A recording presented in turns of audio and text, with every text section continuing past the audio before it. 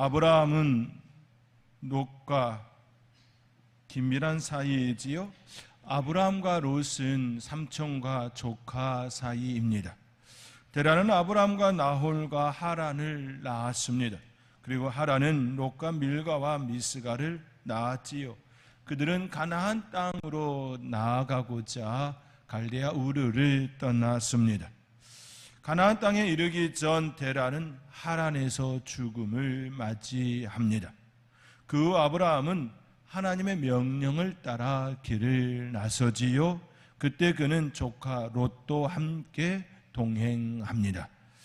아브라함은 하나님의 명령을 따라 길을 나설 때 하나님께 복을 받았습니다.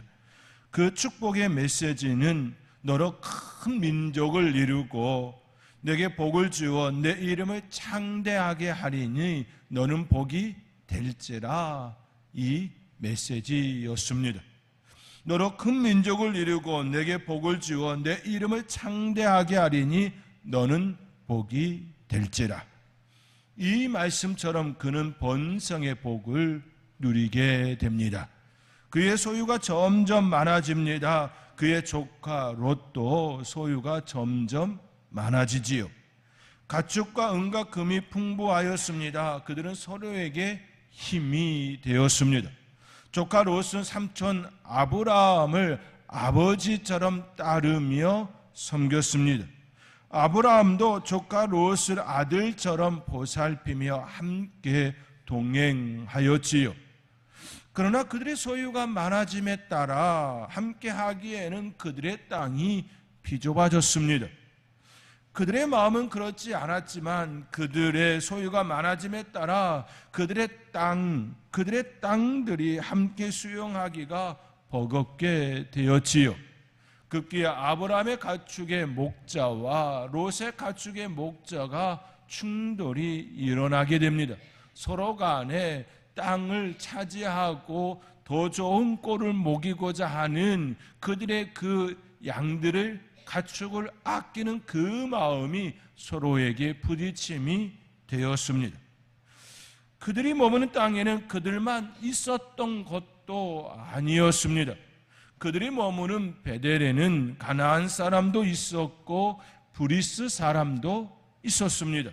그러니 그 땅이 하나님께서 그들에게 주신 그 복을 담기에는 너무나도 좁은 땅이 되었습니다. 이를 본 아브라함은 조카 롯에게 우리는 한 친족이라 나나 너나 내 목자나 네 목자나 서로 다투게 하지 말자 제안합니다. 내가 자하면 나는 우하고 네가 우하면 나는 자하리라 말씀하며 롯에게 땅을 선택할 수 있도록 양보해 주지요. 롯이 눈을 들어보니 요단 지역이 아름답게 보였습니다. 그때만 해도 소돔과 고모라가 멸망하기 전이었으니 얼마나 아름답고 예뻤는지, 온 땅에 물이 넉넉하고 여호와의 동산 같고 애굽 땅과 같았다라고 그런 이처럼 이야기합니다. 그리하여 롯은 요단 지역으로 장막을 옮겨 소돔까지 이르게 되었습니다. 하나님께서는 아브라함에게 너는 복이 될지라 말씀하셨고 이 말씀과 같이 그들의 번성의 복을 누렸습니다. 그의 조카 롯도 그와 함께 이러한 축복을 누리게 되었습니다. 그렇게 그들은 그들의 소유가 많아져 이별하게 되었지요. 그들은 다른 지역에서 생활의 터전을 누리게 되었습니다. 꾸리게 되었습니다. 롯이 아브라함을 떠나서 자기의 삶의 터전을 마련하게 됩니다. 그러나 그 땅에 큰 전쟁이 발생하게 됩니다.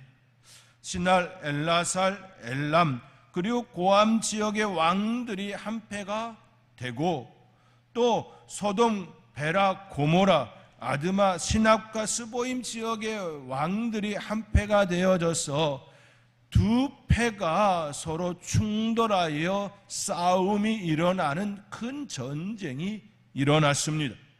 신할 엘라살, 엘람 그리고 고임 지역의 왕들이 한패가 되어진 그 왕들이 전쟁에서 승리하게 됩니다.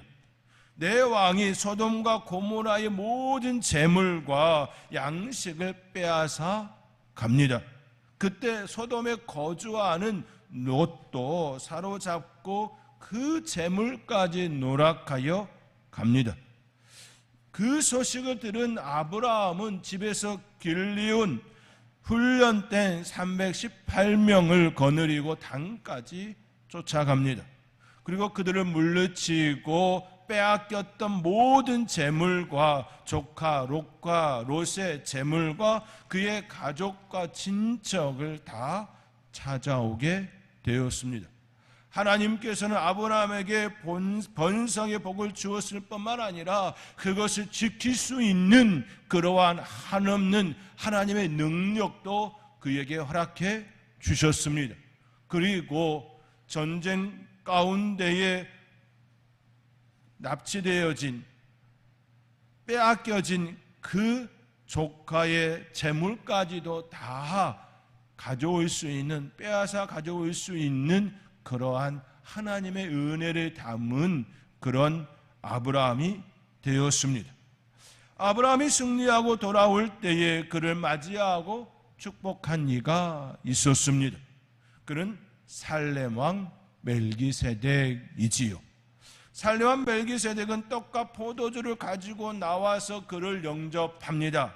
성경은 그에 대하여 지극히 높으신 하나님의 제사장, 지극히 높으신 하나님의 제사장이라고 명하지요. 멜기세덱은 승리하고 돌아온 아브라함을 축복하며 천지의 주제이시요 지극히 높으신 하나님이여 아브라함에게 복을 주옵소서. 너희 대적을 내 손에 붙이신 지극히 높으신 하나님을 찬송할지로다 라고 그 말씀과 함께 그를 축복해 주었습니다. 이에 아브라함은 살렘 왕 멜기세덱이 베푼 그 축복을 보답하듯 전쟁에서 얻은 것에서 10분의 1을 드림이 되지요. 아브라함은 전쟁에서 승리하고 돌아온 후 살렘 왕 멜기세덱을 만났습니다. 성경은 더 이상 멜기세덱에 대한 내용을 소개하지 않습니다. 그가 어디서 왔는지, 어디로 가는지, 그리고 살렘이라고 하는 그 살렘이 어느 지역을 의미하는지 그 어떤 내용도 없습니다.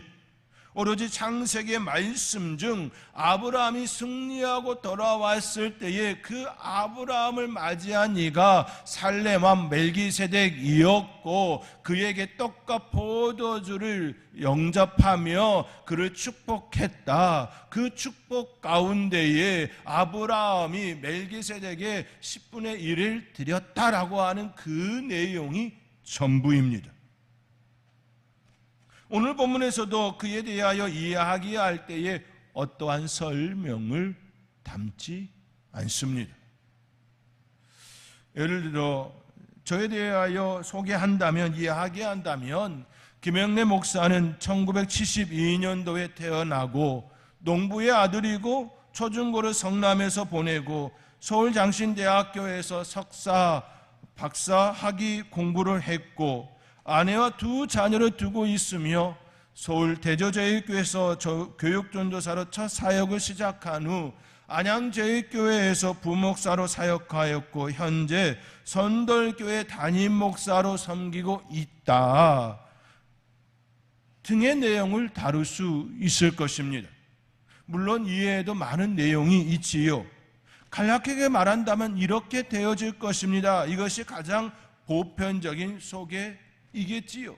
그러나 살렘 왕 멜기세덱에 관한 말할 때에 성경은 그에 대하여 어떤 보조적인 설명을 담지 않았습니다.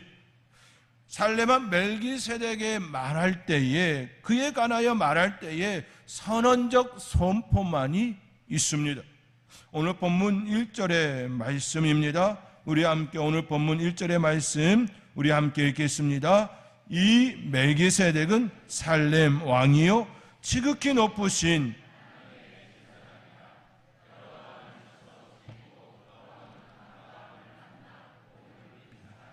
아멘.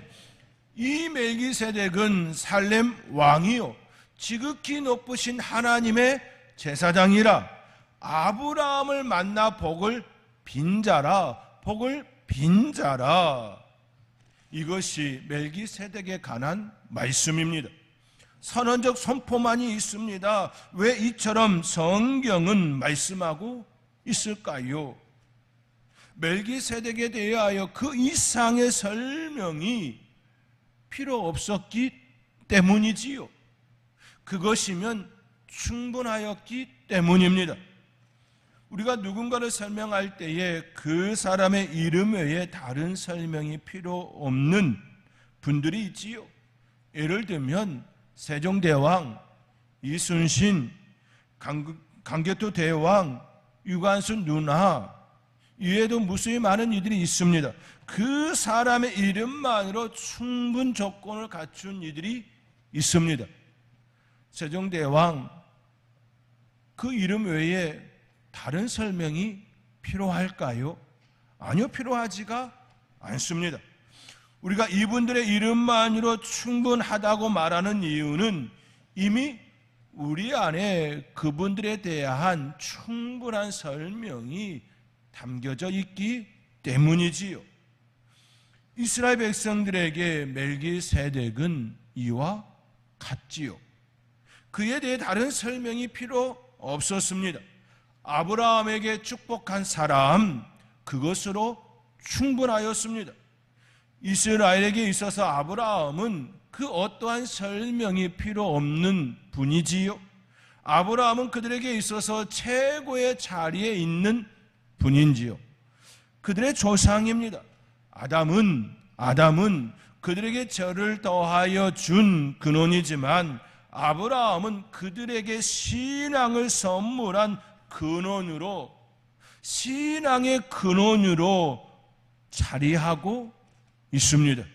다시 말해 그는 믿음의 조상입니다. 그 조상에게 복을 빈 자가 바로 멜기세덱입니다. 아브라함은 멜기세덱에게 10분의 1을 드렸습니다. 오늘 본문 2절의 말씀입니다. 우리 함께 오늘 본문 2절의 말씀 함께 읽겠습니다. 아브라함이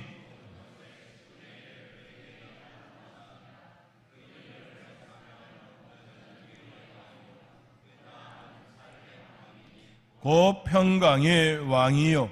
아멘. 멜기세덱은 아브라함에게 복을 빌어 주었고 그에 반응하여 전쟁에서 승리하여 얻은 것에서 10분의 1을 멜기세덱에게 드렸습니다. 바치라 말한 것도 아니었습니다.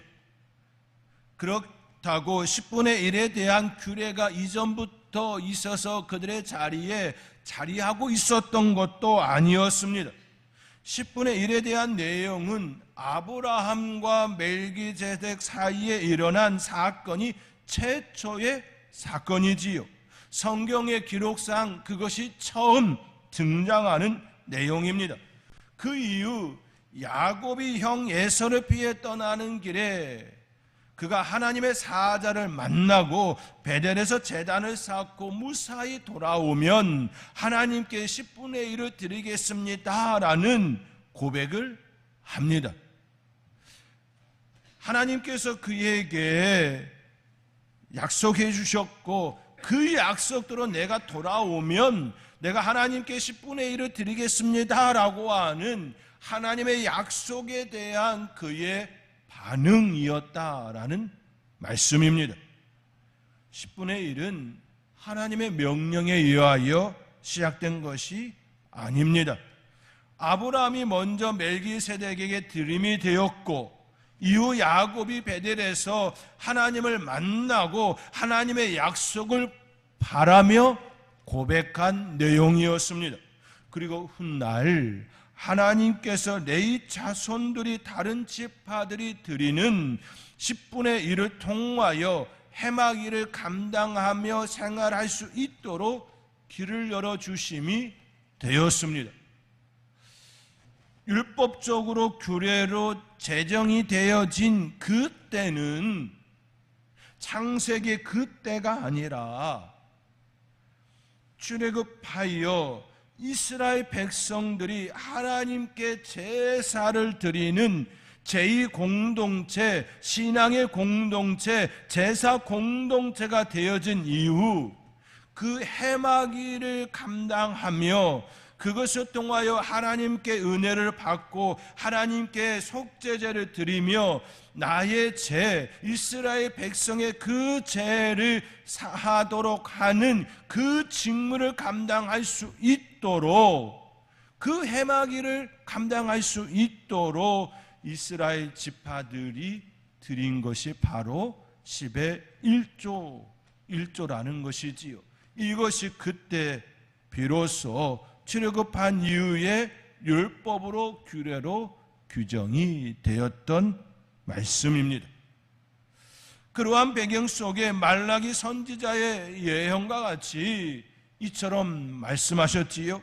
너희의 온전한 11조로 창고에 들여 나의 집에 양식이 있게 하고 그것으로 나를 시험하여 내가 하늘 문을 열고 너희에게 복을 쌓을 것이 없도록 붙지 아니하나 보라 말씀하심이 되었습니다. 10분의 1, 즉 11조의 시작은 하나님께 받은 은혜와 사랑에 대한 고백이었습니다. 아브라함도 전쟁에서 승리하고 그 은혜를 감사하여 드림이 되었습니다.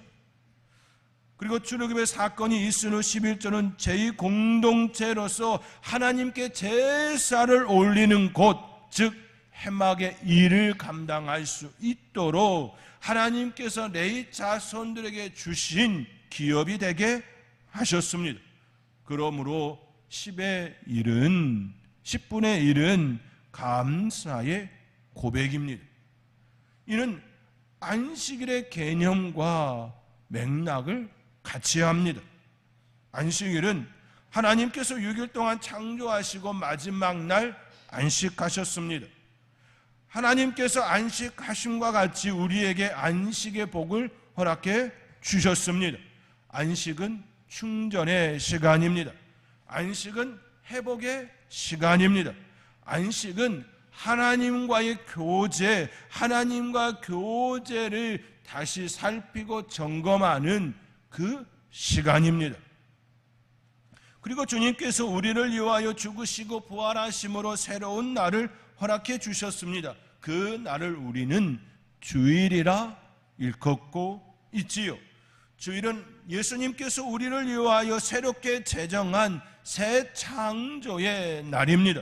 새로운 시작입니다. 안식일은 6일 일하고 제7일에 안식함으로 쉼을 얻고 충전의 그 개념이 강한 것이라면, 주일은 부활의 기쁨을 주님과 함께 누리고 그 나머지 날들을 주님의 은혜로 살겠습니다라는 고백이 바로 주일인 것이지요. 그렇기에 안식일과 주일은 같은 것 같지만 그 담겨져 있는 내용은 너무나도 다릅니다. 안식일은 6일 동안 일하고 그 제7일에 안식을 얻는 충전의 그 개념이 강하다고 한다면, 주일은 이미 승리하신 그 주님과, 죽음에서 부활하여 승리하신 그 주님과 아름다운 교제, 아름다운 하나님과의 그 축복을 누리고 그 은혜를 누리고 그 은혜를 가지고 세상을 향하여 나아가는 우리의 삶의 자리의 시작이라는 것이지요. 결국 하나님과 함께 부활하신 그 주님과 함께 그 주일을 아름답게 기쁘게 은혜 가운데 보내고 빛과 소금으로의 그 역할을 감당하기 위하여 세상에 보내어지는 그 날들을 보내는 것이 그 나머지 날들이라는 것입니다. 그러므로 구약의 그 안식일 개념과 신약의 이 주일의 개념은 같은 것 같지만 너무 다른 예수 그리스도께서 죽음에서 부활하시고 새롭게 제정하신 그 날이라는 사실입니다.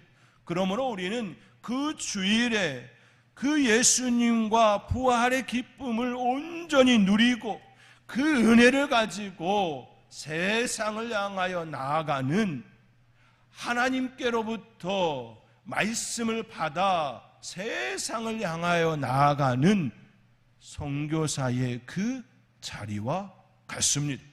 그렇게 선돌교회가 선교적 교회를 주창하고 계속해서 이야기하는 이유는 그 주일의 개념과 같이 하고 있다라는 말씀인 것이지요. 멜기세덱은 아브라함을 축복한 사람이었습니다. 그의 이름의 해석대로 그는 의의 왕이요 평강의 왕입니다. 히브리서 기자는 그에 대해 아버지도 어머니도 족보도 시작한 날도 생명의 끝도 없다고 이야기하며 하나님의 아들과 닮았다 증언합니다. 멜기세덱이 하나님의 아들과 닮았다 이처럼 표현하는 것입니다. 하나님의 아들이 멜기세덱과 닮았다 이처럼 표현하지 않았다라는 사실입니다. 오늘 본문 3절의 말씀입니다. 우리 함께 오늘 본문 3절의 말씀 함께 읽겠습니다. 아버지도 없고 어머니도 없고 족보도 없고 시작한 날도 없고 항상 제사장으로 있느니라. 아멘. 이 말씀의 요지가 무엇입니까? 멜기세덱을 통해 하나님의 아들, 그분의 존재를 알기를 원한다라는 말씀입니다. 멜기세덱을 통하여 지극히 거룩한 우리의 대제사장 되신 그 예수 그리스도, 하나님의 아들과 닮았다라고 그 멜기세덱을 소개한 것처럼 그 멜기세덱을 통하여 예수 그리스도를 바르게 알라, 이 말씀인 것이지요. 멜기세덱이 평강의 왕인 것처럼, 멜기세덱이 항상 제사장으로 있는 것처럼 하나님의 아들이신 예수님은 우리에게 평강의 왕이시요 항상 우리의 대제사장이 되신다.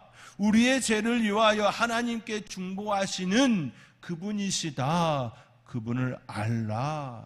이 말씀을 주고 있는 것입니다. 사랑하는 성도 여러분, 히브리서 기자는 멜기세덱을 통하여 하나님의 아들 예수 그리스도를 우리에게 소개하고 있습니다. 예수 그리스도는 의의 왕이십니다. 예수 그리스도는 평강의 왕이십니다. 허물어진 관계를 회복시켜 주시고 단절되고 깨어진 것을 다시 일으켜 세우시고 온상 회복시켜 주시며 다시 이어주시는 분이십니다. 그분은 어떤 설명이 필요 없으신 우리의 왕이십니다. 우리의 평화의 왕이십니다.